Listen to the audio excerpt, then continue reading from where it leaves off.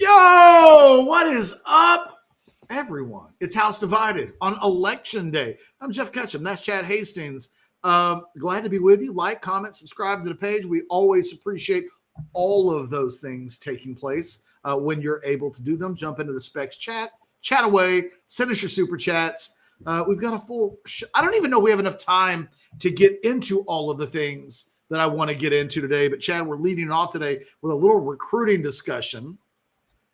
Michael Fasusi is a thing again. It's a conversation piece. It may be, of all of the recruiting conversations that are taking place right now, it has reignited as maybe the most interesting talking point in recruiting a month away from signing day. So why wouldn't we lean into it to start off a Tuesday show? Well, and also because buried somewhere below all those meaningful games this week of ranked, a couple ranked matchups and a bunch of playoff scenarios, it's OU's chance to make a bowl game. And can they go to Missouri and get this done? I don't know a lot of people that think they're going to beat Bama at home. I don't know a lot of people that think they're going to go to Baton Rouge to finish the season and win that one. And am I leaving one out? There may be another one I'm missing. They beat Maine. So I think this may be their chance to do that. We've talked about it. Now that's here. So as every time I watch Oklahoma play like they've been playing, can't help but think about Fasusi and just kind of where everything is. So for those Texas fans out there, and heck, maybe A&M fans and maybe other fan bases. Well, and A&M's in the mix too. Like, right? I don't think they should be completely dismissed. Right. So I was going to say both sides of House Divided might have a bit of this going on. So what's an update? I haven't had anybody tell me that Fasusi is happening. In fact, it's on my side, it's pretty quiet on the Fasusi front, which in upon itself will make you ask some potentially interesting questions, maybe even rhetorical in nature. But on Friday night, when both Steve Sarkisian and Brent Venables showed up at his game to see Louisville play in person, it felt like a new moment in the recruitment that there are no accidents in life. And on an off week, when not every week Sarkisian's able to go out on the road, see a high school game, see a critical target in person, that on the Friday night of the second bye week, that of all the places that he could have gone to, that he chose to go see Michael Fasusi play, felt like okay. And then Venables shows up, and then you literally have both head coaches standing on the sidelines watching that guy. It made for an interesting Friday night of like, I can't remember the last time that happened, where the exact same type of situation unfolded, where head coaches of the two finalists are there, whether the guys made a decision or not. It was a little bit of a unique moment. And what was interesting is that coming out of that, Fasusi makes a point of telling OU reporters, I'm still 100% committed to Oklahoma. That I'm in fact, I think he used the expression, I am a Sooner until I die. But out of the same mouth, maybe just the other side, he admits, hey, man, of course I'm still listening to Texas. Steve Sarkisian is my guy. It's like, oh, okay.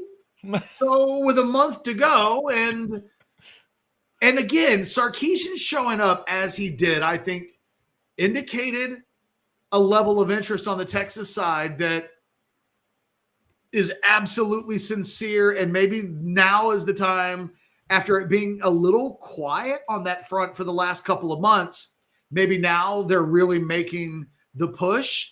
There's a lot of questions involved here. One, what does this kid really think of the Oklahoma football program, and what do the people around him think with OU in the stretch that it's in? And what does he think? How viable is a long-term future of Brent Venables? If he thinks that Venables is the guy and he's not worried about that guy losing his job, then no worries. If the seed has been planted that there's a good chance in the 3 years that you're in college that there might be a head coach change. If certain things don't happen, it just can change the way guys think about their recruitments. We've seen that at Florida State this year. They're not likely to make a head coaching change, and yet we've seen guys jumping off that ship because of the uncertainty. And then the elephant in the room is, and this is where I think A&M potentially becomes a really big player, what do things look like on the NIL front? And the one thing that I have not heard that's changed is that Texas wants to make Michael Fasusi the highest paid prospect that they've ever signed out of high school from an NIL standpoint. That he's not viewed as, whereas at Oklahoma, he might be first year instant starter. The sense is that at Texas that, he may be a year two guy.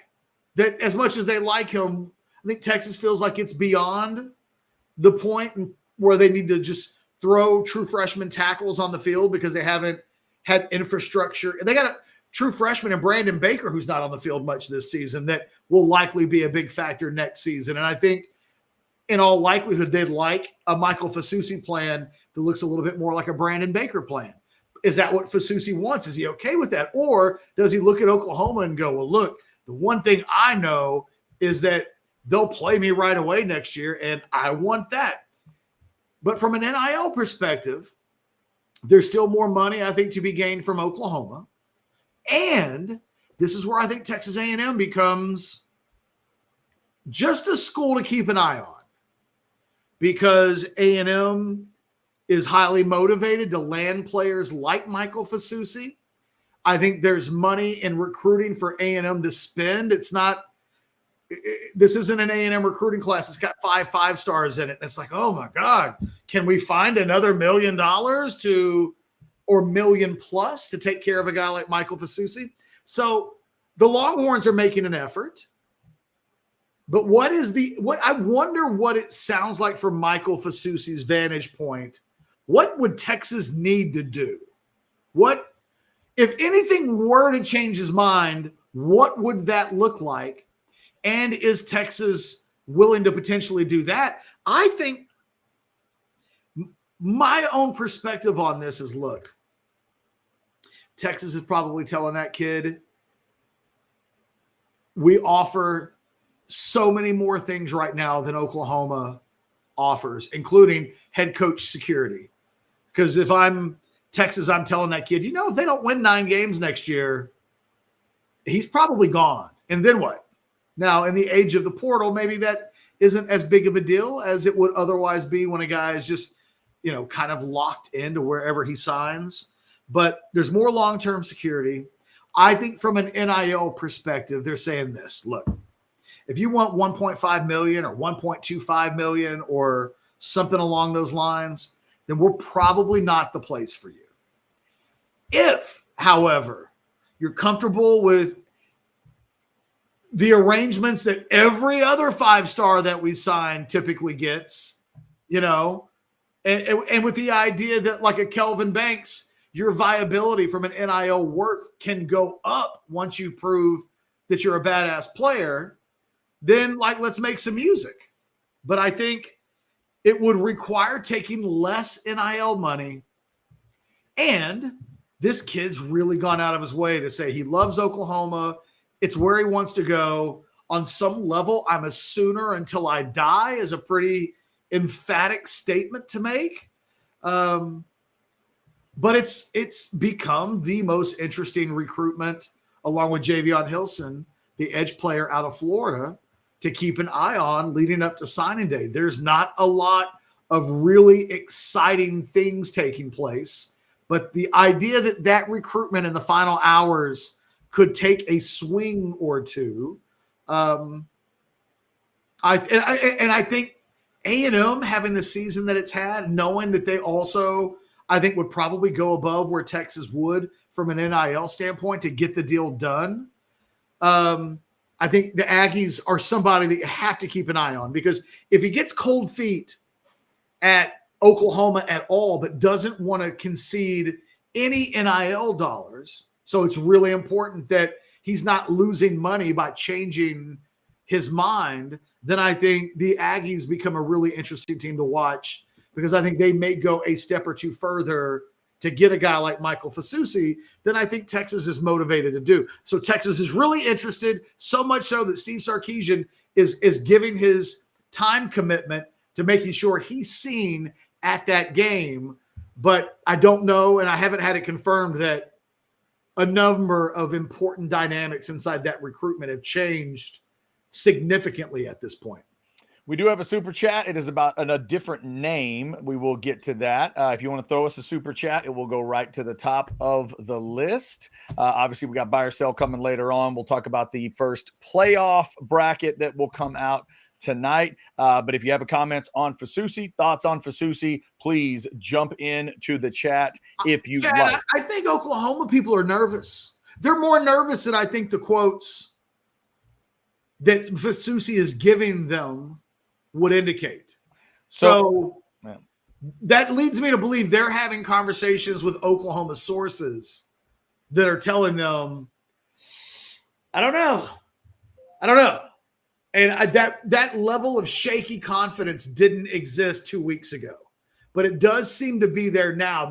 I get the sense there's very much a preparing the masses for potential disappointment. So I don't know. I'm as curious as anybody in the chat right now with regards to what happens over the next couple of weeks. Would he dare take an unofficial visit anywhere? Let me paint a picture for you, Chad. What if he's in College Station on the night of the Texas A&M game? I was going to ask. I don't think that's lined up yet. Has he taken an official to either one? Well, yeah. Both? Yes. Okay. So it would have to be an unofficial to go to the game. Let me make sure. Let me just double check on that. I know there's been, I know he's done it. I guess I should have just asked A&M. I was pretty sure he'd done an official to Texas.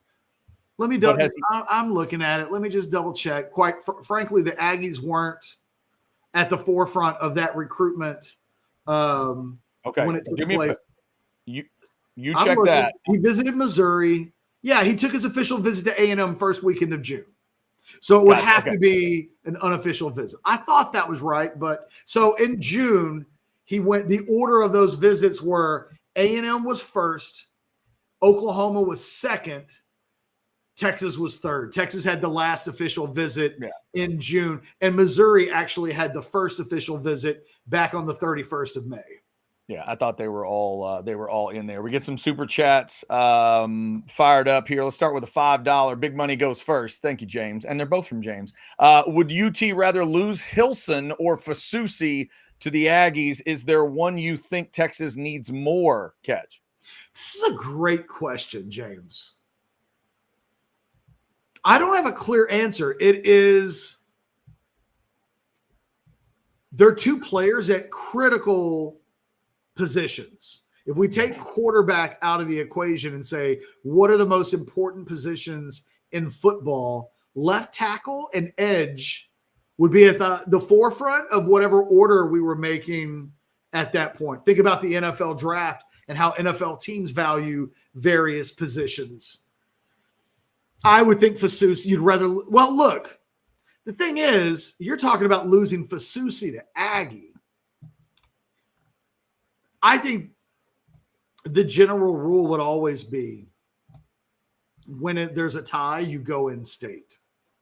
And I think that's the case. I'm often mystified when Texas will go into a state, pick a state. I don't care. They go into Louisiana or someplace and they'll take a high 3-star or a 4-star guy from out of state. Because in my mind, there are guys like that from the state of Texas that grow on trees. You can always find high 3-stars, that level of once you get to that level, they're everywhere. And if you're going to do it, you might as well do it in the state of Texas where you're putting a flagpole down in whatever city and high school that you're at. And it's an investment in infrastructure for the future. Now, where that changes is if you're at one of these big programs, you know, if you were at Bishop Gorman in Las Vegas or Modern Day or something like that, where it's like, well, they're not in state, but if we sign a guy from that school every year, we won't be mad. then it makes a little more sense. But when it's just a completely random guy from an area where you may or may not sign somebody for the next half decade, I always lean towards going in state. Now, Louisville's not a hotbed for Texas. It never has been. It's always been more of an Oklahoma hotbed in North Texas, closest to Norman, than it has been to either A&M or Texas. But if you told me he's not going to Oklahoma and you could either have one of Hilson or Fasusi and then A&M gets the other, I would say Texas would take Fasusi. I think he's a possible 2026 starter at one of your most important positions. And the thing that I would say about Hilson is that they do have Colin Simmons and other players on campus through 2026. So, Hilson's it'll be a little bit harder for Hilson to fight his way up the depth chart. Don't make no mistake about it. 5-star edges tend to find a way to get on the field, but I would argue that Texas doesn't have its definitive, true long-term left tackle prospect. Trevor Gooseby might be that guy. But I think Fasusi is the guy that I would take if forced to choose. James, thank you for that. Real quick, which would you take for Aggie? A&M can get one. Which one do you think it needs the most? Fasusi. For what reason? The reputation of that offensive line needs a little bit of something like that. Okay. They have not exactly. I mean, it's not an easy. Yeah, of those two, I feel like A&M has had a little more success at the edge than they have at that left tackle spot. They just don't have a high level badass at that position right now. No, and look, the Cam Dewberrys of the world didn't quite. They've hit some names, but they haven't quite developed the way. Yeah. There was a while there where it felt like every time A&M got a big time offensive lineman, all the way down to Kenyon Green, right? As recent as that guy, we're talking about a player that was a first-round draft pick and a really top-shelf SEC level player who goes on, maybe not a great pro or even a good pro at this point, but definitely a guy that was valued coming out of college at a high degree. But since Green, it does feel like A&M doesn't have its Kelvin Banks. And I could, and maybe Basantis ends up being an NFL high-level player. He's another guy. There's a national elite prospect on the offensive line.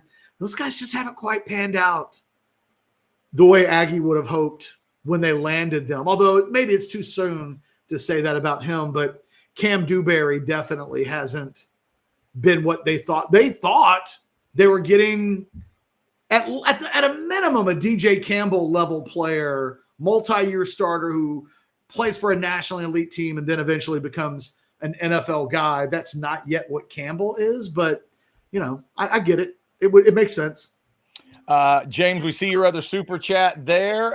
If you want to send us a super chat, it'll go right to the top of the list. Let's thank some of our great partners around here, and we will start with the partner that can help you with your setup at home. It's AV Consultations. Pay attention. Hi, this is Tom McKay with Audiovisual Consultations. Today's home electronics can be a bit daunting. My company has spent the last 36 years making sure they are not. For those of you who have not experienced our services yet, we'd like to invite you to give us a try for all your home electronics needs. We carry all the major brands of televisions and stereo equipment at prices you can't find in stores. And we come to you. There's no need to leave your home to find great pricing and incomparable service. No traffic, inexperienced sales geeks, or pushy showroom tactics. We believe in having some fun and dreaming big. You have a dream for your home entertainment? Let us know. We can make it come true. And we are always there to help after the job is done.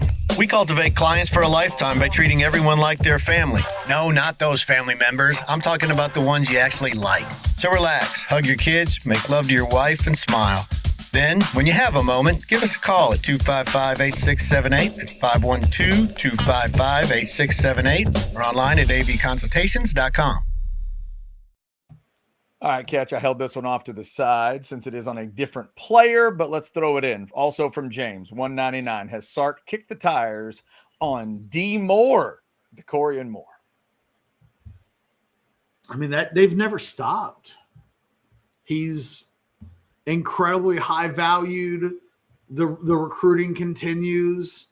There's been no sign, though, that DeCorian Moore is shaky on his Oregon commitment. So I think he's been there a couple times this season already. That, you know, he seems to be. But same thing with Fasusi, though. Fasusi's been to Norman a couple of times. So I think, James, we'll keep a glance towards Duncanville High School the rest of the year just in case. But no, I haven't sensed there. It doesn't even seem that they're at the Fasusi level yet, which is DeCorian Moore going on the record to an Oregon reporter that, oh yeah, no, I still talk to Texas, and like Steve Sarkisian, that's my dude. That to me was a real whoa. He said that because he had to know how that would play. He didn't have to say that, and yet it's a hell of a thing to say to an OU reporter. Oh yeah, no, the head coach that was at my game on Friday, that's my dude, is actually Sarkisian. Okay, so you know if anything happens like that on the DeCorian Moore front, I think all eyes will turn towards him like it's, you know, Lord of the Rings, that the eye will just go in that direction. But for now, the ring hasn't been put on. Jimmy, I see your super chat. We'll get right to it. But catch to that point, my question for you on Fasusi is my old classic, be careful when you're emphatic. The upside down Longhorn at the announcement, this idea of, you know, like you said, sooner till I'm dead, that kind of stuff. But then to have the little comment about Sark, like, do recruits just not care about that kind of stuff? Correct. I know that's an old man question. Like, they just don't care. And none of us should think any of that matters. Like, he could literally throw upside down Longhorns right up until signing day and then sign with Texas, and you wouldn't be surprised. I don't know that I would completely couch it like that, but the answer to ultimately the question that you were asking is they don't care. Okay. That, you know, they're not looking at this from 30,000 feet up and saying, okay, what do I politically need to do to answer this in a way that doesn't reveal anything? Right. That interview almost certainly occurred right after the game. So he's just finished a game. He hasn't had time to gather his thoughts. He hadn't even taken a shower yet. He probably wants to talk to his mom and his family and stuff. And they are in on Frodo. I can give you that update. Absolutely. They've never stopped recruited Frodo. They've never stopped recruiting Frodo. Frodo is his best friend that's committed to be a walk-on at Oklahoma. Oh my God. No offense to anybody involved in that, but you know, it's a dated movie, but Johnny Be Good is an interesting rewatch all these years later, Chad, because of the way it depicts college football recruiting. Yeah. That's one I still never sat through back in the day, and it makes no sense. I should love that movie. I'm sure I'll appreciate it if I ever see it. I've never seen it. Especially since Robert Downey Jr. is sidekick buddy. Oh, it's perfect movie for me. Those two guys are in it. Judas Priest covers the song, and I love the cover. Like, it's made for me, and I've never seen it. And it's not a great movie, but it does have memorable things inside of it. And the idea that Robert Downey Jr. gets treated a certain kind of way because he's the buddy, you know, those things are still true like 4 decades later. Yeah. 4 decades later, if you can play a lick. I can remember there was a prospect named Mike Clay out of the Aldine area. I think it was Aldine Nimitz, class of 97, either 97 or 98. He signs with Missouri.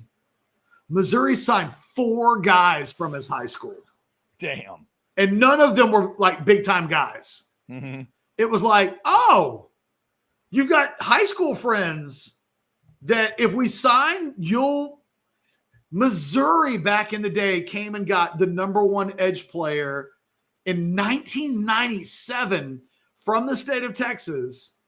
It ended up not being a success, and it felt like a big, gigantic waste to commit 4 scholarships for one guy. But it's been known to happen. And from what I know, I think the kid I think there's a walk-on spot available, a preferred walk-on spot also available to him at Texas. That while a big part of that it was made a big deal because that kid wants to go to Oklahoma, I don't think that would get in the way. But if we're, the Frodo of this Lord of the Rings relationship, OU does have that advantage. Fair enough. Catch, I've seen neither of those movies you just referenced. Should I see Lord of the Rings or Johnny Be Good first? Oh, Jesus Christ. Where should I start? Well, look, the Lord of the Rings that's like 8 to 9 hours of commitment. One movie? Well, no, but you can't see one and stop. Oh, okay. Yeah, okay. That's right. Because if I commit, I'm committing to like 3, right? Lord of the Rings literally ends with a cliffhanger that carries you into the next movie. Oh, dear God. Okay. Yeah. All right. So maybe I'll just see Johnny Be Good. And Johnny Be Good might be 90 minutes. The good old days. Now look, Lord of the Rings is awesome. It is awesome. It is so much better than Johnny Be Good. But you haven't seen Lord of the Rings. That movie first came out 20 plus years ago. Yeah. So if you haven't, there's a clear lack of urge to see Lord of the Rings. And if in this situation, if forced to choose between those two entities, I think I go Johnny Be Good for you. Johnny Be Good, right? Yeah. Yes. You heard it here first. Catch thinks the Oscar committee missed out on Johnny Be Good. Lord of the Rings a little overrated. That's what he just said. That's not what he just said. No, that's not what he said at all. Jimmy, we see your $4.99 super chat. It is on offensive linemen in general. We will get to it after I show you some drinks. How about a little Deep Eddy vodka? Make your plans to get out to the tasting room Thursday, 12 to 7, Friday, Saturday, 11 to 7, Sunday, 12 to 5. I got a little hint for you this week. If you're a Cowboys fan, Cowboys play at 3:25. You may need to head out to the Deep Eddy Vodka tasting room ahead of that and get yourself prepared with one of these beautiful cocktails. They are awesome. The Crimson Creek Smokehouse Barbecue is there on site. That's great. You can also do a tasting. Enjoy it responsibly, obviously, but have yourself a great time out there at the Deep Eddy Vodka tasting room. So good. All right. Catch, to a general question here from Jimmy, $4.99. Catch, are you concerned about our lack of high-star 5 or 4-star O-linemen? I see we have big humans, but no superstars. Yes, I am. That when you look at Kyle Flood's success going all the way back to Rutgers, now this is going to change. Up until going into this season, he's never recruited and developed a non-super blue chip player, or no 3 stars. He's recruited over 33 stars in his career at all of his various stops. None of them have ever become dynamic players who ended up being NFL draft picks. It's like a wild stat, because at Rutgers, his reputation was to take chicken, and to turn it into chicken salad. But the only NFL guy he had in that group was Anthony Davis, who ended up being a first-round draft pick, but was a super blue chip prospect. The only one he ever signed, if I'm not mistaken, while he was at Rutgers. Alabama, kind of the same thing. Comes to Texas. Now, Cameron Williams is going to change that, but there is a part of me that thinks that comes with an asterisk. Yes, a rival's 3-star, but Alex Dunlap and I had him ranked as a top 25 prospect in the state of Texas. So a mid to high 4-star on that guy as a prospect. So I somewhat, it's like, come on, rivals, get your shit together. I told you that guy was a top 25 guy in the state, and you guys ranked him 100th or whatever. Kind of pisses me off. Because it's like, just listen to the guy who knows best, or two of the guys. Like, if Alex and I both are, this guy's really, really good, maybe he's better than 3 stars. I don't know.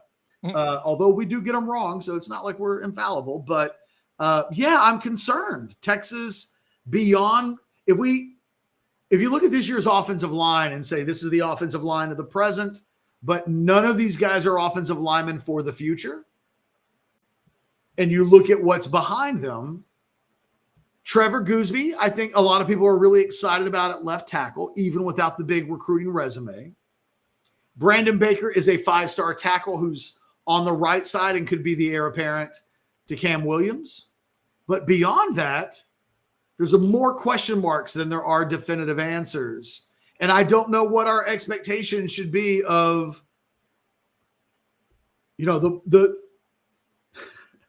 the case I made for Texas with Kyle Flood and Fasusi was that look at you look at Kyle Flood's background, and he takes guys like Michael Fasusi and turns them into top of the draft players. Whereas Bedenbaugh for Oklahoma has never had any success with a prospect as highly rated as Fasusi. So you'll remember we did that show where I was like, if I'm Texas, this is my sales pitch. Consequently, if I was just a mediocre run-of-the-mill 4-star or high 3-star offensive lineman, I'd probably go to Oklahoma over Texas. Because while we think of Kyle Flood as kind of he's one of the best offensive line coaches in the country, he makes his bread and butter with elite guys. Bedenbaugh typically has done it with run-of-the-mill guys that he's been able to coach up and get the most out of, whereas when they've got big-time guys come in, all of those guys have not panned out to the extent that I don't know how much we can put on the kid that transferred to Missouri after one season, but they've never had under Bedenbaugh a elite offensive line prospect that has been turned into an elite college player and top-level NFL prospect. So weirdly, if I was an elite offensive lineman, I'd go play for Kyle Flood. If I was anything less than that, I might go to Oklahoma based on history. But yeah, I don't run from the last few years of offensive line recruiting. For me, haven't been good enough since that 2022 recruiting class. And I think the depth of that offensive line is indicative of that. I don't know what surefire, if any, surefire players are behind the current starting offensive line. I don't know, on a 1 to 10 scale, I don't know how to rate the concern, but it's higher than a 5. Jimmy, thank you for that super chat. We appreciate it. There is another super chat that is wonderfully nerdy. And when I say wonderfully nerdy, I mean nerdy because I have no clue what it means. So it makes me feel a little bit normal and not nerdy. So thank you, Jefferson. 199. Catch, if Arch is Aragorn, is Quinn Boromir? I am so happy. This is some Lord of the Rings stuff. I assumed that, but I'm so happy I have no clue what this means. It makes me feel so normal. You're not, though. It's one of the most beloved movies of this century. It's arguably the number 1 movie franchise that's been created in the 2000s, with all due respect to Marvel and its universe. I'm just saying, I am such a nerd. The assumption would be that I know all the nerd stuff. This is just a little bit of the pocket of nerd stuff that I'm not into. I have to keep it now I kind of want you to watch the first one and just find out, are you into it?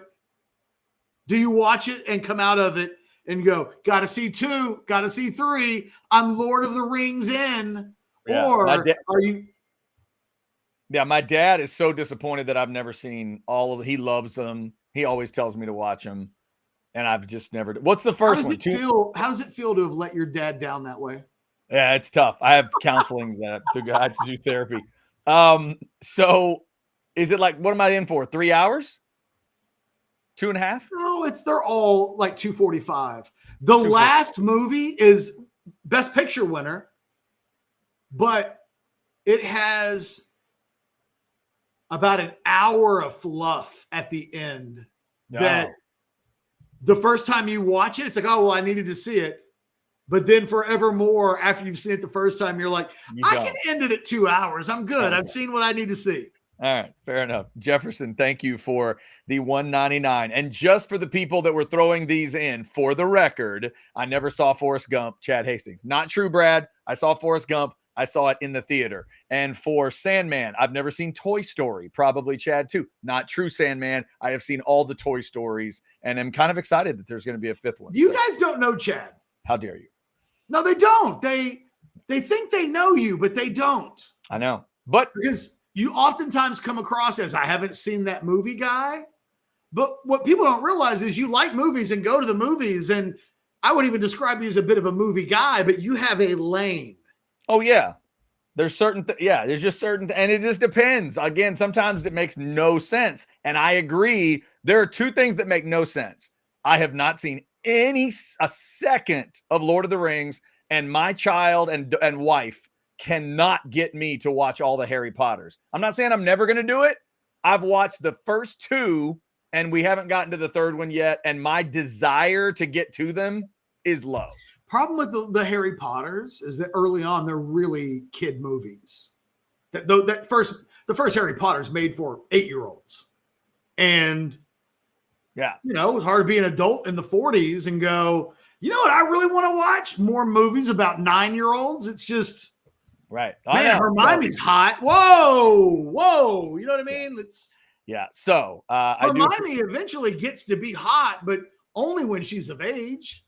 You don't want to be that dude who's creeping on Harry Potter characters. There you go. See, you're making me feel better about that. I appreciate that. All right. No, I totally understand how you would watch the early movies.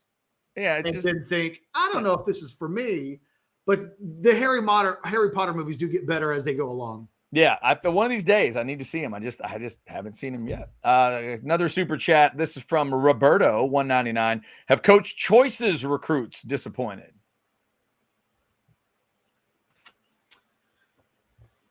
How do we judge? CJ Baxter's his baby.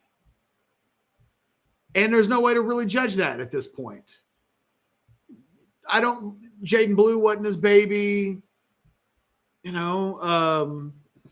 Trey Wisner hasn't disappointed, but they haven't soared yet either. So, I don't want to start a riot, but I feel like the jury's kind of still out on everybody. The thing is, Choice, he landed Jahmyr Gibbs, and who was it this weekend that said that, was it Belichick that said Jahmyr Gibbs reminded him of Jamal Charles? And I thought, Jesus Christ, what a compliment that is. So I think, it's not like anybody thinks Tashard Choice isn't legit, because I think he's legitimately one of the best running back coaches in the country. He's a fantastic recruiter.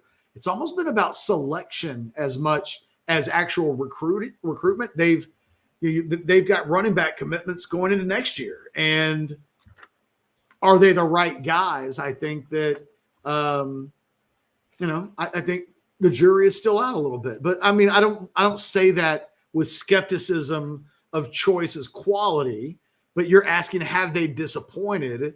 Well, nobody's taken off, I guess, would be the best way to answer that. So the thing is, though, all the guys that he's coached up until this year have been lights out. He does get credit for Jonathan Brooks. There are other things inside of that resume that I think stand out for him, but his guys, they haven't completely taken off yet. Roberto, thank you for that super chat. Catch, I am excited. We are 25 days until House divided, and Teta just fell over himself and knocked people down to get to an awkward, clumsy dad Aggie joke. Here we go. Chad was too busy watching the knockoff Lord of the Sheep. Well done. Well done. You just couldn't resist. You didn't care if it was well crafted. You were getting it out there. You probably could not stop typing. By the way, the original question of whether Arch was Argon or whether or not Quinn was Boromir. Yeah, no, bye. That's probably right. That is right. Okay. What you need to, since you will never watch and you won't remember the name, like when every name is something that you wouldn't otherwise, there's no Jacks or Johns in Lord of the Rings. Exactly. So when I tell you like Boromir doesn't make it to the finale, like you're good. You're not going to fucking remember that. But, one guy becomes the king. Yeah. And the other guy doesn't. So maybe. That's funny. All right. Also, this one from earlier, real quick. Mike says, if we flip Fasusi, I'll buy Chad a jellyfish, but only at TCH and the watch party. Remember, we are headed back out there. Early kick, 11 a.m. Come check it out with us. I'm going to be there. Jason Sukamel, is going to be there. If you've never met Jason Sukamel, come on out. Use the opportunity. TCH he likes Social. to be bothered a lot more than I do. He likes to be or doesn't like to be? I don't know, but I think it would just be funny if people were constantly coming up to him while he was trying to work on Saturday. You see those beer specials. They're awesome. $1 draft, $2 jellyfish, and the specials start an hour before kick. That means you can start hammering those specials at 10 a.m. That's pretty fantastic for a game week. So we do appreciate TCH Social. If you want to come out, we'll be watching stuff on this big badass screens, I should say, a 16x1 surrounded by 4x1s. It's pretty cool. We tell them what games to throw up on the screens, and then they do. It's kind of nice. So come on out and check out the game with us, Texas and Florida, 11 a.m. It's a big ABC game, in case you didn't know that. Also, before we get into what happens tonight, we'll remind you, if you are staying at home to watch the game, or maybe, you're getting ready for tonight's election results, might need to get stocked up at Specs.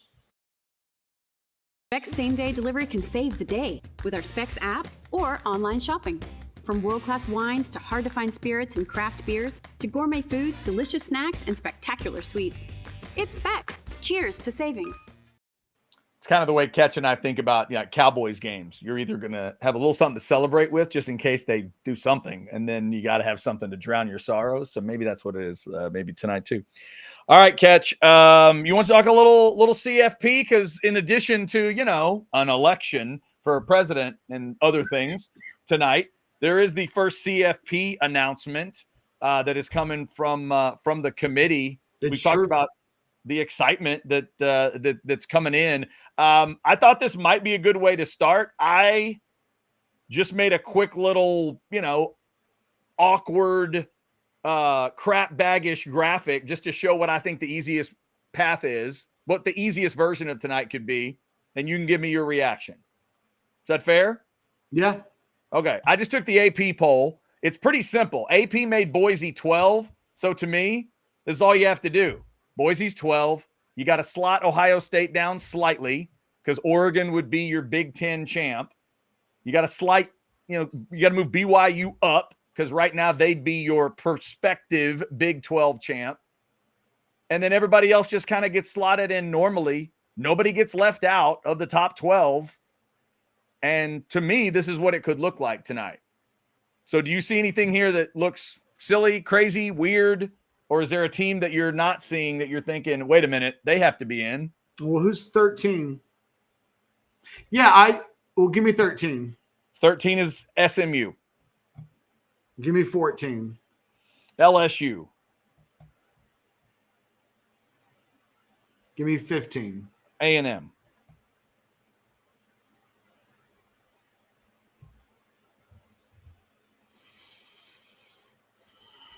No, that's probably right. It's odd that there's not somebody that I really want to fight for, but it feels like LSU, A&M, and Alabama are all fighting for one spot. Yeah, maybe.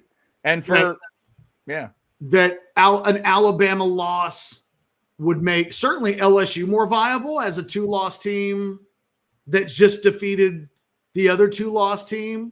I think it would make A&M more viable. And then I think, that would be the spot, not necessarily at 11, but just talking about that slot inside this bracket. Yeah.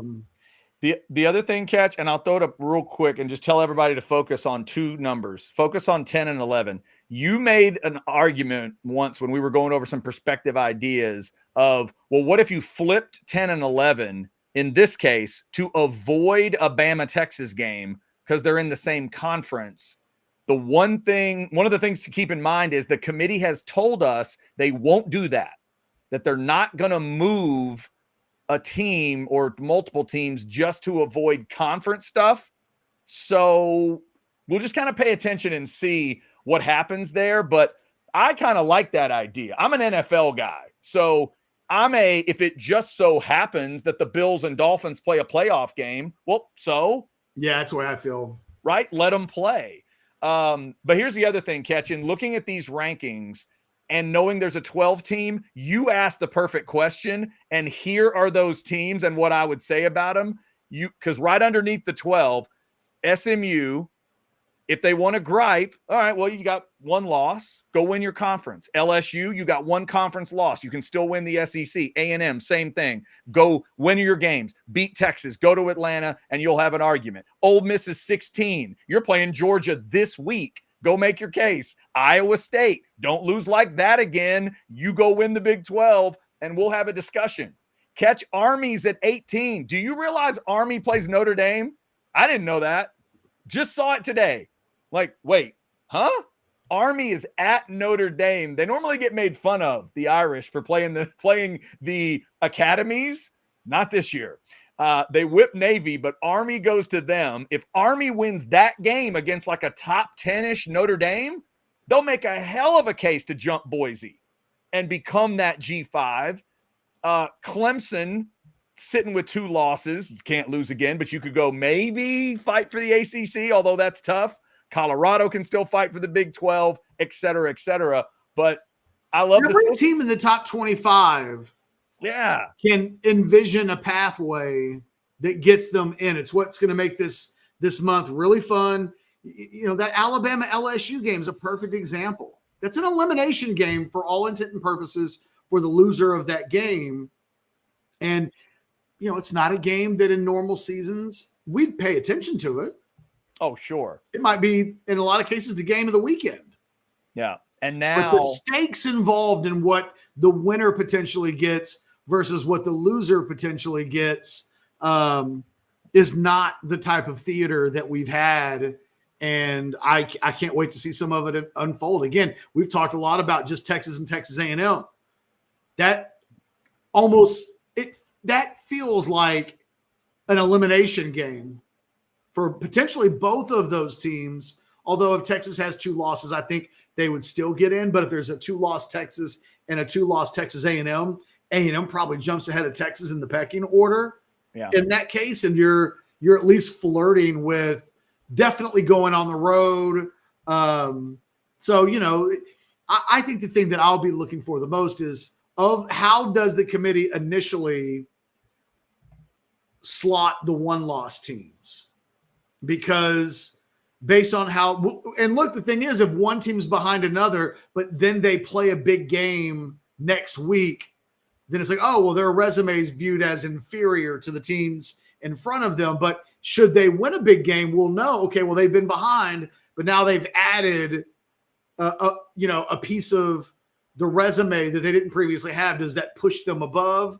And how much do the pecking order change from week to week? Once there's an established pecking order, is that locked in? Do we see much change over the course of the next few weeks, considering Texas is now one of these 1-loss teams? Are they definitely in front of Penn State? You know, are they definitely behind all Ohio State and or Georgia? Probably. I think we think so for certainty, but for there to be a little bit of an official status of the ranking order of 1-loss teams, I think probably most paramount to Texas tonight, because statistically it's more likely that they won't win the SEC than they will. So this should matter a lot for Texas fans. It's, you know, the dream of a top 4 spot certainly exists, but if we were to handicap that, 25% ish maybe even at best from a true statistical standpoint, considering all of the percentages that will need to go into play to ensure that happens. So yeah, that's where my mind will be looking when I watch the committee today. Will there be any surprises in terms of who Texas is potentially competing with for a 5, 6, 7, and 8 hosting spot if they don't win the SEC? Yeah, 6:00 tonight for the announcement there. If you just are tired of all the politics, you can just watch the politics of college football. And also, Ketch, you asked a perfect question earlier today on the Modcast where you wondered, are they going to do a true top 25 or are they going to announce what their top 25 is and then rework it all for us and say this would be the 12? I'm hoping it's the latter. And then, as you just mentioned, week to week, will we actually see their thought process? Because in the old system, there was enough pageantry where week 1's thoughts didn't matter in week 2, and it certainly didn't matter in week 5. So will tonight's thoughts actually matter, where they can lay some ground rules out for us and talk about, late wins versus early wins and this amount of losses versus that amount of losses? We will see. But that is tonight at 6:00 on Real ESPN. quick on that, I think what is potentially funny from week to week as we go through this process is that it's a little bit like when the NCAA tournament is announced and afterwards the committee guy will come on and he'll answer questions for 5 minutes. And he'll duck and he'll weave and he'll bob and he'll know that whatever he said gets quoted, but he tries not to say too much. And then that guy's gone forever. And then we just never talk about anything. In this instance, they'll do this and they will have somebody, the chairman of the committee or whatever, in all likelihood will do an interview afterwards and he'll give some insight into the process. Previously, the process has been centered around top 4. So the level of discussion always really centers around a couple of teams. It's like 3, 4, 5, and 6, and they'll talk about that. This thing goes all the way out to 11 and 12, means there's a much greater opportunity that he'll say something that he'll regret the very next week. Yeah. It's like, well, we put this team in front of this team for this reason. And then, does the committee paint itself into a corner with anything that it does in the early couple of weeks based on what it says early on is its priorities? I don't know.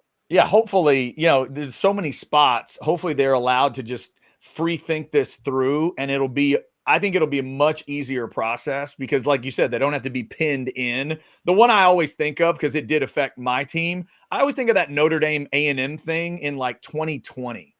It was so silly, all those discussions. Why this team versus that team? And the whole time, all I kept thinking was, well, it should be both, right?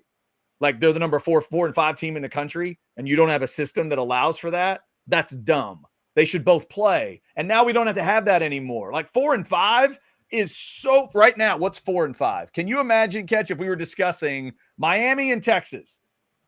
That's 4 and 5 right now. Miami and Texas. Can you imagine if it came down to a discussion where we're trying to figure out if Cam Ward in Miami or Quinn Ewers in Texas deserves to be in the playoff?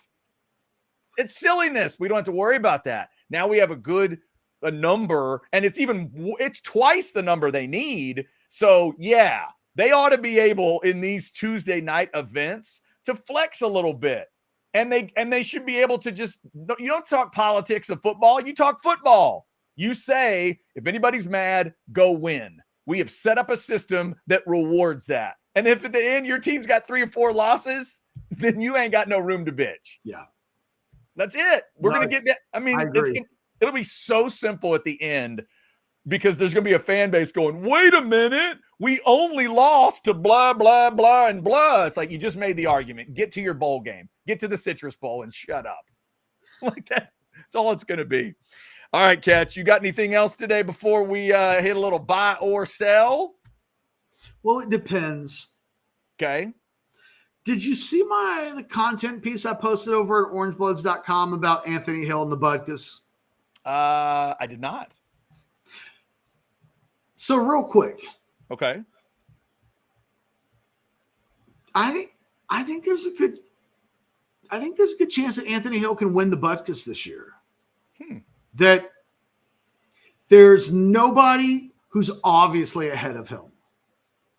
And so 14, he was named a semifinalist for the award yesterday. By the way, Gunnar Helm named as a semifinalist for the Mackey Award literally while we've been on the air today. So congratulations to Gunnar Helm. I don't know how many semifinalists there are, but there are 14 for the Butkus Award. So I couldn't sleep last night. I woke up, 4 o'clock in the morning, never went back to sleep. At about 5:30 or 6, I decided I'm just going to look up the 14 finalists and kind of see what we're talking about here. And there's not a power 4 conference linebacker on the semifinal list who has more tackles for loss or sacks. Okay. So he leads the Power 5 guys in that category. There are 3 non-Power 5 or Power 4 guys. There's a guy from Buffalo and a guy from Memphis. And the guy from Memphis has he has the most tackles for loss and sacks, barely over. As a matter of fact, maybe they're tied for tackles for loss, but he's got half a sack more than Anthony Hill does. But his overall numbers are pretty good. But there's a part of me that thinks they wouldn't give in a tiebreaker. Memphis is never going to get the benefit of the doubt over Texas, right? And right. In addition to this, the brand nameness of it, if I'm not mistaken, Hill is the only semifinalist who's currently on a top 10 defense in America. And the Longhorns, at least by total defensive standards, are obviously lots of different metrics that grade defensive rankings, but the Longhorns are technically the number 1 defense in America right now, according to NCAA stats. So I think as of today, he would certainly be a finalist. I don't know who I would rank above him. Somebody might have a clear opinion of that. It's going to be a buy or sell question. But since you didn't look at it, I thought, well, there's no reason to ask a buy or sell question that you probably don't have an answer to. But the buy or sell question was going to involve, you saw the list and the numbers. What's your takeaway in terms of, with 4 weeks to go, what does he need to do? Is he on pace? Is there anybody ahead of him?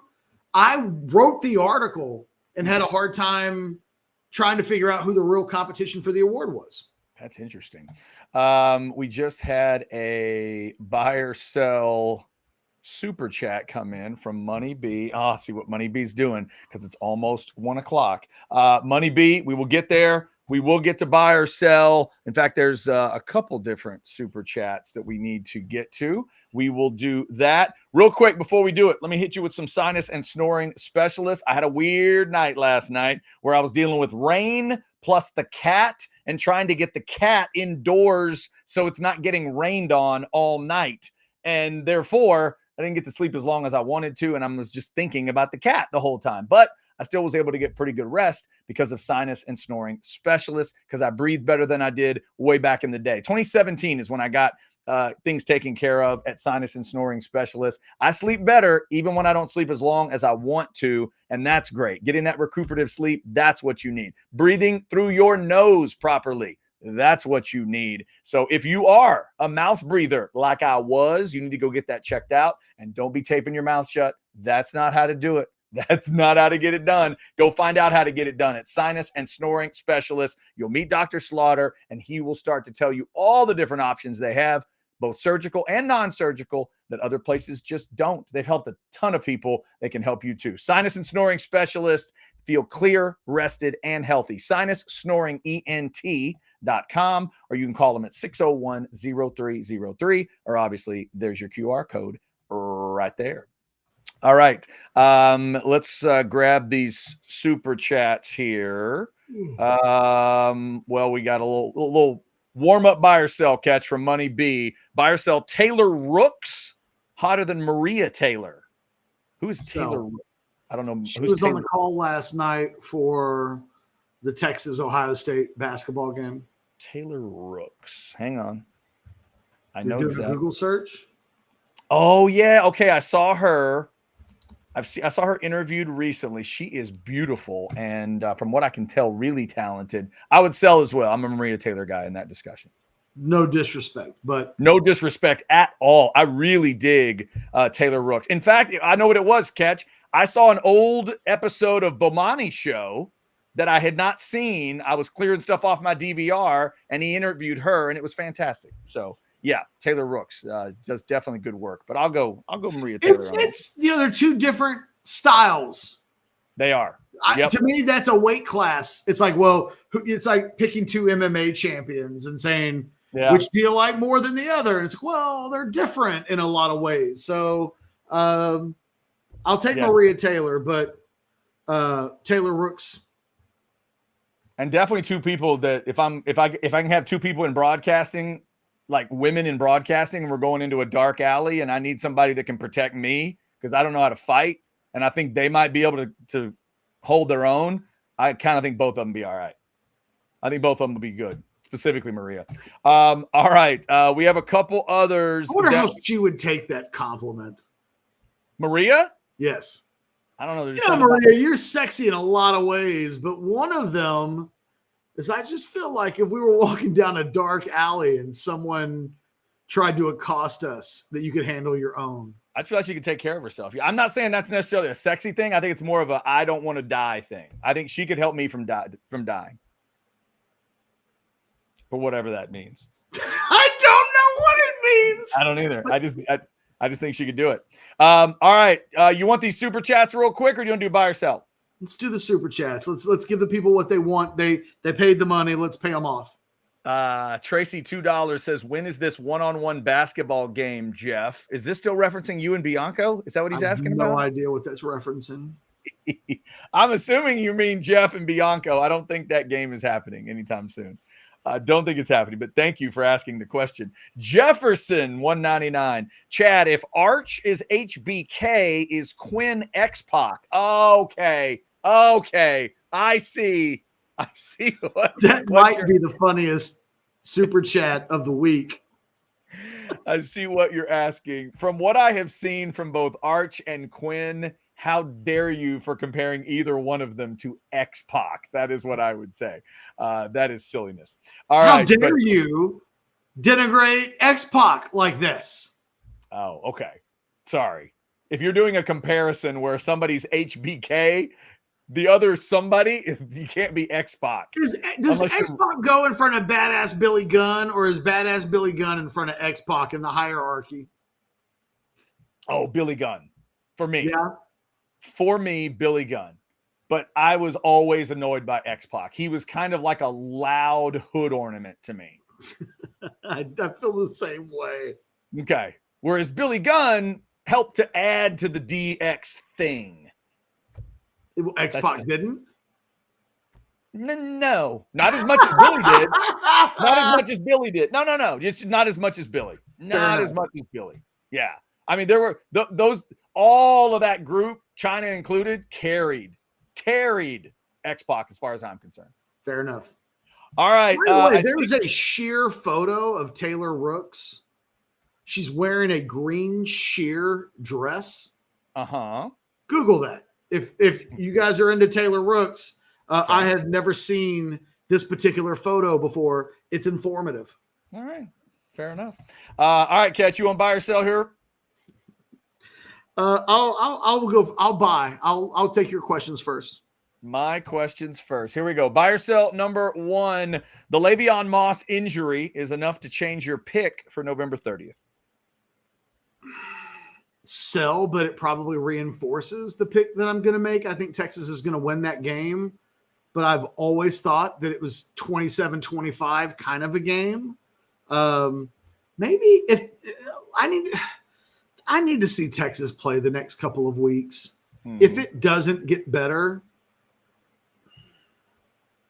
but I'm anticipating that Texas finds itself a little bit over the course of the next few weeks, which would reinforce the idea that Texas is going to win that game. But I'm open-minded to A&M potentially win that game without Le'Veon Moss. It doesn't change what I think can potentially happen in that game. I would imagine most of our viewers appreciate your comment and your score prediction. Well played. Buy or sell. Number 2, you're not buying that Lagway can play for Florida. Texas covers whatever the number is. Buy. The number's only 21 and change, 21 and a hook, something like that. It feels like Texas is going to be in the 30s. And I just don't know that Florida is scoring more than 13 or 14 points in this game. So at that point, you're talking about Texas getting to 35. I think that's doable. If you think Florida, though, is going to score a little bit more and now Texas needs to get into the 40-ish range, I don't know that they do that. Certainly not the offense that we've seen lately. So, no, I don't know that I would say whatever the number is. I think it really comes down to what your gut tells you about what Florida is able to put up on the scoreboard, because I'm not convinced that I think Texas is going to be somewhere in the 30s. So, I might stay away from it, Chad. Okay. Because Texas could win this game 31-14 and it'd be a solid, convincing victory, and they're not covering the 21. Man, yeah, if I'm a Texas fan, I take 31-14 all day. Where do I sign if I'm a Texas fan on that one? Do you think Sark would take 31-14? What's that? Do you think Sark would take 31-14, or would he want a little bit more potentially out of his offense? He should elbow people out of the way for 31-14. Are you crazy? A 17-point win. Sark wants his mojo back. I don't know that 31-14 gives him his mojo back. I think we can counsel the mojo from 31-14. I think it'll Georgia be fine. would have taken 31-14. Yeah, Saban would take that all day. Buy or sell number 3. You think the Cowboys will make a move by the deadline and it won't feel like much? Have you not heard about the trade they made? Somebody in the chat put something in there, but I thought they meant the character from Tombstone, that they traded for Johnny Ringo. They killed him at the end of that movie, right? Spoiler alert. Like, that doesn't do us any good. It's okay. Ringo died. It was the 1800s. Ringo's dead. Okay. They made a trade. I need to get. It's a 4th round pick. And was it Mingo? Yes. Singo. It's Jonathan Mingo? Johnny Joe? Is that right? Oh, was a 2nd round pick of the Panthers. Okay. For Wingo. What's the position? It's Wingo. Yeah, it's Jonathan Mingo. No, Jonathan Mingo. It's Mingo. Jonathan Mingo. What's the position? Wide receiver. He played at Ole Miss. Oh, he's statistically one of the worst wide receivers in the NFL. Yeah. Matter of fact, let me find you some stats. I posted this on Orange Bloods under the title of Super Bowl or Bust with a bunch of exclamation marks. Uh-huh. Let me find these numbers. While you look that up, let me just search here. Super Bowl 59 tickets. Boom. All right. This is the percentile that Jonathan Mingo ranks in PFF stable metrics for wide receivers since he entered the league in 2023. Are you ready for this? I'm ready. I'm going to start at the most impressive and work my way backwards. Okay. He ranks in the 36th percentile in separation percentage. Okay. No! Oh, excuse me. He ranks 51st in yards per reception. That's closer to passing. Actually, yak per reception. Damn right. 36th in separation percentage. 34th in ADOT. Boom. That's average depth of target. He's in the 11th percentile in yards per reception. Sounds aggressive. He's in the 11th percentile in separation percentage versus single coverage. And by 11th percentile catch, you mean that 89% of the league is not as good as him, right? That's what 11th percentile means? That is not what 11th percentile. That's not what it means? Okay. Well, it means that 89% of the league is better at separation percentage against single coverage. Damn. But wait, there's more. Okay. He's in the 6th percentile in receiving grade versus zone underneath or top. And just in case none of that demoralized you enough, I've never in my life seen this before. Okay. He's in the 0th percentile. Yeah. In receiving grade versus single coverage. Oh my God. He's also in the 0th percentile for receiving grade. Oh, catch. I haven't heard that since high school when I asked the head cheerleader to go to prom, and she said, let me put it this way, 0th percentile. So, yes, the Cowboys made a move at wide receiver on the day that their quarterback gets put on injured reserve. They traded a 4th-round pick for a guy who is presumably a next-year guy. Uh-huh.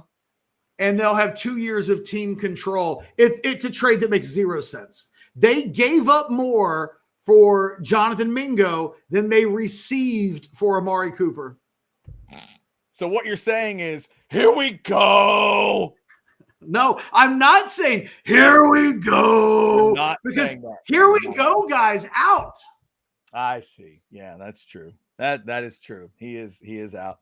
He'll just scream it from the That sideline. dude is in the 0th percentile in receiving grade versus single coverage. That means he can't get open. Doesn't sound like it. It sounds like he's not Xavier Worthy so far in the NFL. Not really. So anyway, yeah, the Cowboys did make a move. That is fantastic. All right, catch, buy or sell number 4. Tonight, you think Texas will be seeded 5 or 6 in the CFP? Buy. Won't be lower. Yeah, it won't be lower than that, right? Right. It could be 7th. You never know. Again, I need to see how they look. The Longhorns' resume is not great. Their best win is Michigan or Vanderbilt or La Monroe. Right. Well, and it's also, are they going to play what were they ranked that day versus what are they ranked today? Right? Because right now they get a barely ranked win over Vandy, but you'd give them no credit for OU or Michigan. Do it the other way. They get credit for OU and Michigan, but they don't get the credit for I think that the way they do that is they measure them what they are in real time. Okay. We'll see. I mean, you do it either way, I guess. Because I've always been. If you look at it that way, anybody with just one legit win, Tennessee as an example. Right. You know, I've always been a game day. I sound like the Monkees song, game day believer. I like that day. I always like going back to that day and saying, on that day, the AP said it was this versus this. So I'll give you credit for that. If you beat the number 1 team in the country and then they fell apart and lost 4 more games, okay. But that day, they were highly thought of. I'll give you some love for that. That's how I think of it. I don't know if that's how they'll think of it. I don't think of it that way. Preseason rankings are pseudoscience. So to put any kind of but it's all pseudoscience, but nothing's more pseudoscience than rankings before the games have really been played. I mean, all right, but Texas and Michigan played after some games have been played. Right? They played after a game had been played. Okay, so you're 2 weeks in, got a little bit of games. Words matter. Words matter. A game was played. Games singular versus games plural, and ever since games plural have been played, it's not a super credible win. All right, we'll see if it matters to the committee tonight. Finally, catch, buy or sell number 5. If Texas played Bama this week in Austin, you'd pick Texas. Buy. That would be 6-11 right now to me. Bama is every bit as confusing as Texas has been for the last few weeks. So, yeah, I would pick Texas at home. Yeah. Be an interesting matchup. 6 o'clock tonight for the reveal. Catch, what do you got? Buy or sell number 1. No surprises tonight when the committee announces the top 25. Well, I mean, I'll sell because you said 25. I'll say that the 12 makes sense because Boise's pretty good. I really don't think they have to have a team that's out, like inside the 12. I don't think we're going to need to see that this week because I think they're just going to do what the AP did and lay Boise. No, they're going to show us, I think. I think they're going to lay it in at 12, and then that way they don't have to do the, well, what 11 or 10 seed gets kicked out. But you said 25. So I'm going to sell. There'll be some surprise all the way through 25 teams. I think based on what you just talked about, I think they're going to use some of that logic. They're going to dig into resumes. Who have you beaten that's got a winning record? Or who have you beaten that right now has this or that? I think that's going to matter a little more to them. And so they're somewhere between 1 and 25. There'll be a little bit of a shocker. Yeah.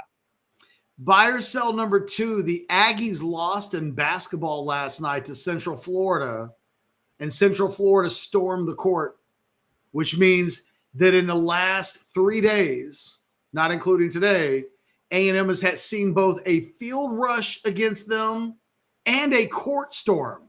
Buy or sell, greatest Aggie athletic achievement since 1939.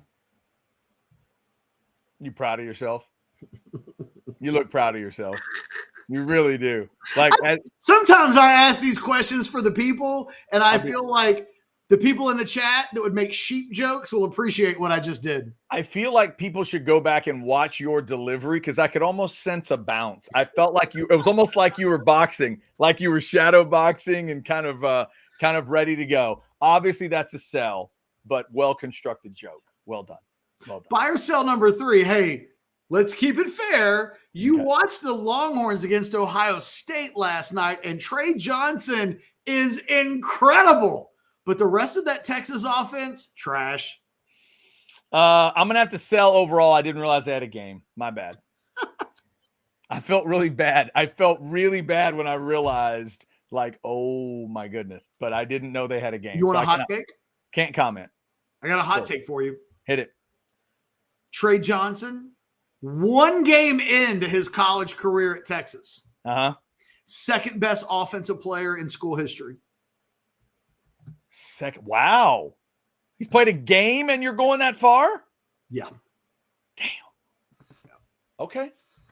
I've gone through my head, and it's okay. Jordan Hamilton and Reggie Freeman, and is Travis Mays. Like I'm going through all the different concoctions of what would that, before Trey Johnson gets put on it, what does it look like? I think outside of Kevin Durant, he's the most offensively gifted player that the Texas basketball program has ever seen. And he scored 29 last night in his college debut. He was 10 of 20 from the floor. The rest of the team was 12 of 40. Damn. And had they been able to match his level of play, the funny thing is he gets off 20 shots, Chad, but it felt like he didn't get enough. Yeah, it sounds like they didn't need to match his level of play, just be somewhere close to his level of play. What I said in the game, you'll appreciate this. I called him the Don Henley of the Texas men's basketball program. That he's so good at you might have other guys in the band who can sing, but can they ever sing it better than Don Henley? And isn't the band better off in most cases in letting Don Henley just sing the song? I feel that way about him inside the Texas offense. Yeah. He's the guy that should be taking the shots. I know some of you think that you should be getting the shots off, but shouldn't we just let Don Henley sing Desperado? Shouldn't we? Like, I know, yes, Glenn Fry probably can sing the shit out of that song, and they got other guys in the band. Joe Walsh can sing a song or two, but ultimately, you gotta let Don Henley sing, and that's the way I felt about that game last night. Other guys in the band kept trying to sing songs, and I just wanted them to give the microphone to Don and let Don sing. No, that's interesting. I like that. Before you get to your next one, Catch, Brandon just wanted to give you some love. He's very You should be proud of yourself. Thank you, Brandon. I'm clapping for myself. Should be proud of yourself. You also got, hang on, let me just show it to you because it will make you happy. You just got this from Sandman, just a 1939 and the laughing emoji. You got that. I mean, I'll take it. And Sandman couldn't resist a sheepless in Seattle. Well done, Sandman. Oh, that's good. I mean, well done. Go ahead, Catch. So does that mean that when Tom Hanks goes to the top of the Empire State's Building, there is wool on the top floor? Sheep walking around with numbers on them so you can count them? I don't know. How do the sheep communicate what floor they want to get off on the elevator? It's these are questions for all time. Oh my God. Buy or sell number 4. Screw the Dallas Cowboys. Continued.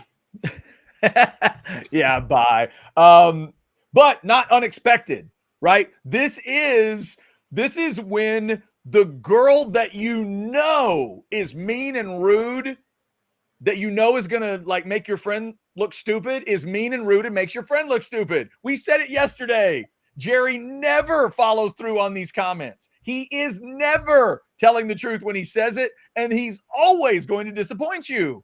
That's why I made the buy or sell ahead of time.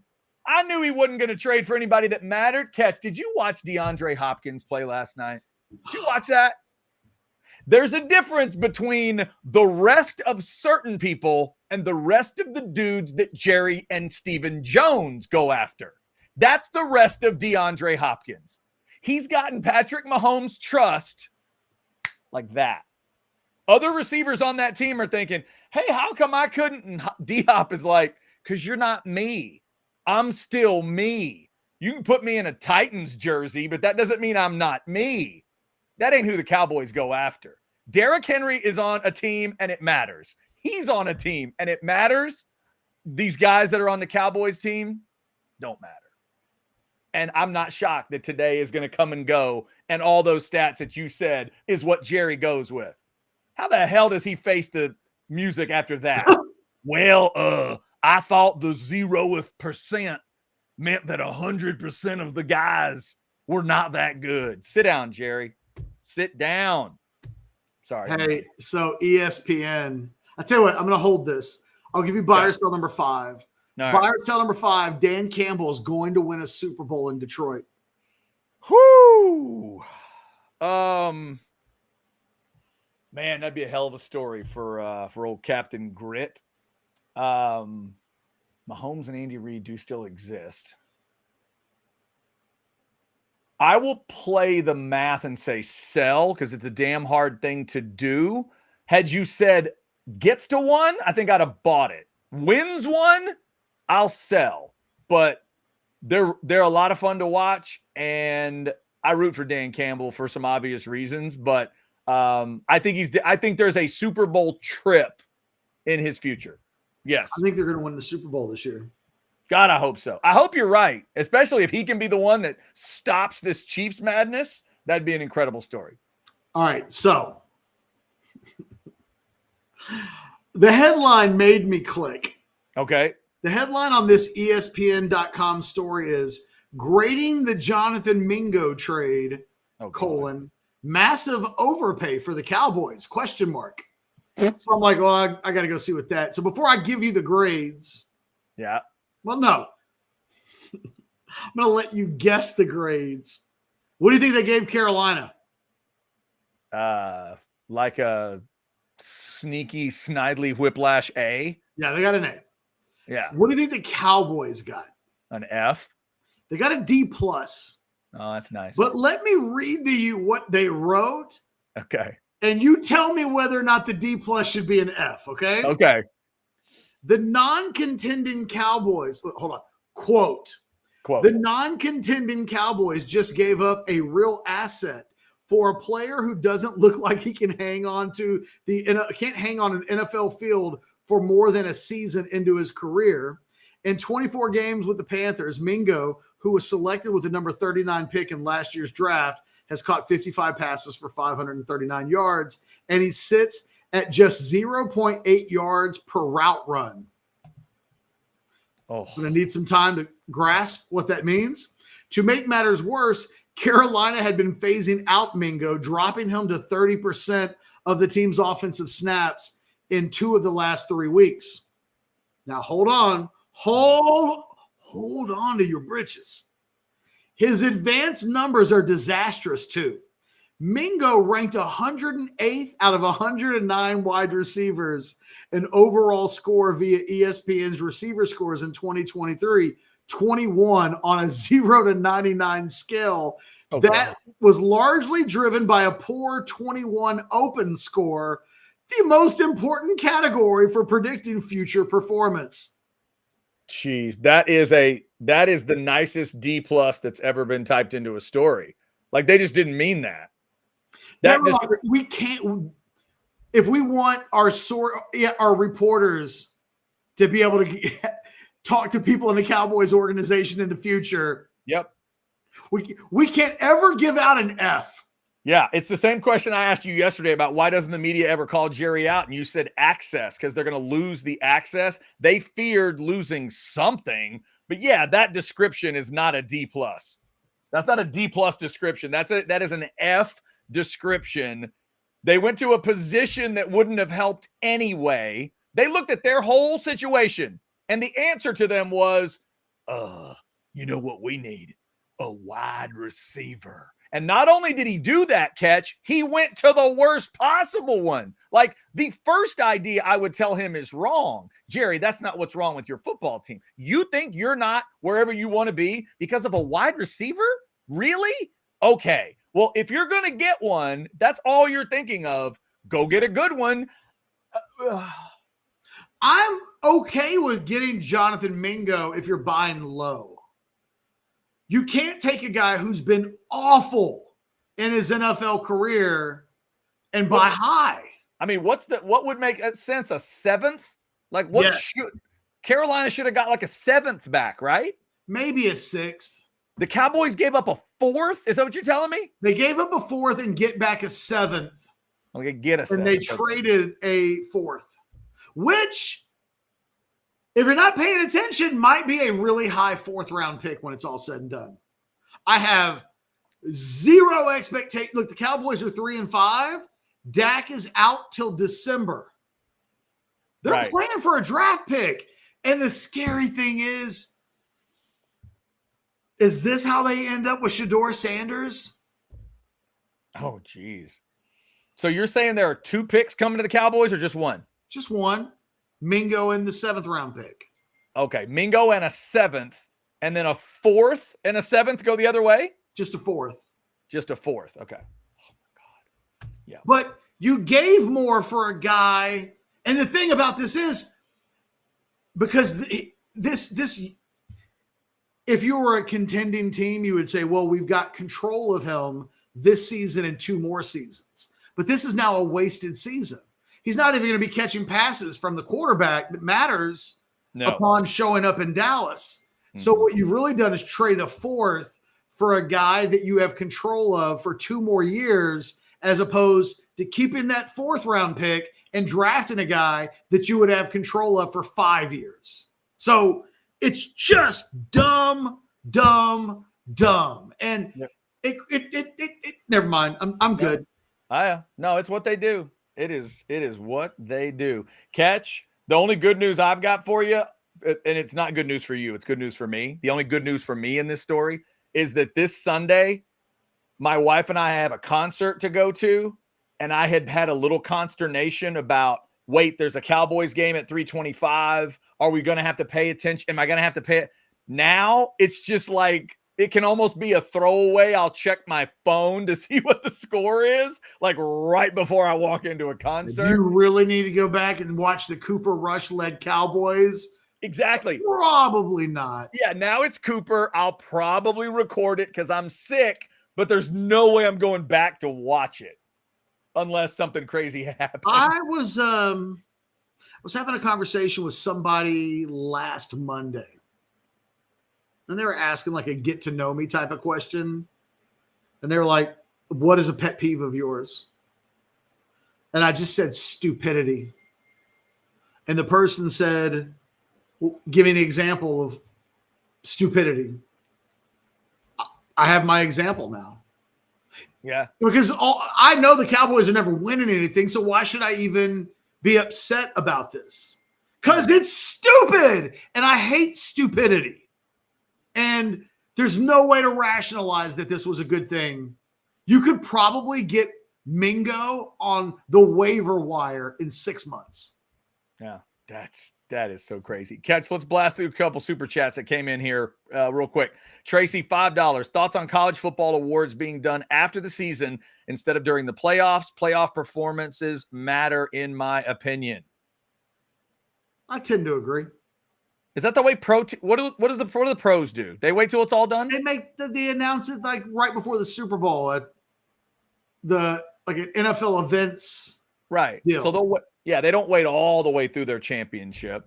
But Tracy, I think that's, fair. I think they televise that now, maybe the weekend before or the Saturday before. I forget when they do that. Look, I'm a Cowboys fan. That stuff never matters. Yeah. No. The only one that mattered was Dak winning the Walter Payton, and everybody made fun of that one. Every time I see Dak on the field, I think to myself, you're not worthy of the patch. And that's not fair or nice, but I just don't think I'm so down. It's like everybody sucks. Exactly. Sugar Poppy, $5. Afternoon, gents. Checking in from American Airlines Flight 2088. Sugar Poppy is back. Missed y'all. Welcome back, Sugar Poppy, from wherever you were. I hope it was a good trip. Where were you? We appreciate it. Yeah, where'd you go? Did you go somewhere cool? We hope that you did. Then this one, Mean Bean 90, $5. Jerry going all in is the same as me going all in with 5 big blinds on day 1 or day 5 of the tournament. Chad doesn't even play poker, but I think he understands that. I think. By the way, Sugar Poppy was coming from LaGuardia. Oh, nice. Okay. So were you in the big city for fun, or were you somewhere else? And were you out of the country and flew to LaGuardia? I'm curious, Sugar Poppy. Yeah. By the way, yes, I did type in American Airlines 2088 out of curiosity. That's good. That is, well. And his plane landed. Sugar Poppy, are you still on the plane? And has the captain given you permission to, because my clock says 11:34, and it says that American Airlines 2088 is estimated arrival time in Dallas at DFW's 1:45. Have you not even, did you turn your phone on before the permission? Sugar Poppy going to Boston, Mass. Okay. For an anniversary trip. It's just that he's on the plane right now and, doesn't have permission to use his phone. Look at him. See, I'm on the plane. That's awesome. He's on the plane watching the show. That is both sick and flattering. Super. Hey, go back to buy or sell, Sugar Poppy. When you weren't allowed to watch the show, maybe 20 minutes ago, I had a great buy or sell dig at Chad. You did. Oh, yeah, it was good. You'll enjoy it, Sugar Poppy. Aggie joke all over the place. Speaking of Teta, well done, Teta. I bet money Chad has an authentic NFL Lamb jersey. See what he did there? Lamb, because of, well, that's just well played. Well played. And also, Sandman earlier, Chad, what's your favorite movie? Out of the group of them, Sandman, today, I'm in a sillier mood because when I read this earlier, only one came to mind. I would go with Monty Python's The Meaning of Life. Would probably be my favorite movie today. There's a group of them, but that's probably one of my favorite comedy. So I'll go with that one, which helps to explain me in a lot of ways. All right. I think that's all of the super chats that I can find. Catch, do you have anything else today? No, I've been feeling better, but I'm fading. So now's a good time. Hey, we appreciate you busting your ass today because you were a little ill today. So, or maybe very ill. You can tell us that. But we're glad you got through it. We're glad all of you were with us. Thank you for liking, subscribing, getting your notifications. Football with Friends tonight, a special edition at 6 o'clock because that's right when the CFP is going to be announcing. So they will have that first, CFP announcement, whatever they're going to tell us right there on Football with Friends. So keep it on Orange Bloods Live for that. Old Fashioned tomorrow at 9, the recruiting hour at 10 a.m. with myself and Jason Sukamel. And then we'll be back tomorrow at noon for another House Divided. Until then, y'all have yourself a good Tuesday. Everybody be safe.